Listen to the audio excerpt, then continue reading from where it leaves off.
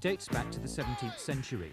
An early form of plaster bonded with horsehair kept the drafts out of exposed wooden frame buildings.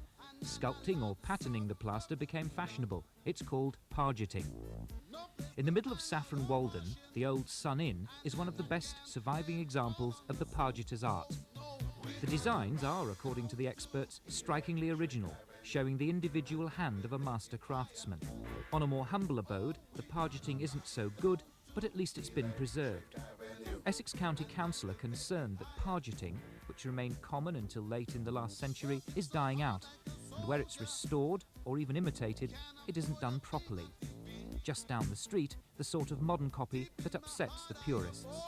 What's wrong with the new way of pargetting? Well, the major problem is that pargetting today is carried out in a cement plaster, which has very different characteristics to the old lime plaster. That means that if we're going to carry on with cement plaster, we've got to find techniques which take advantage of the material rather than detract from it. What about the patterning? Well, the patterning, most of the patterns that are used today are based on old traditional patterns, but in using a different means of putting the patterns on, it produces a rather harsh and mechanical effect.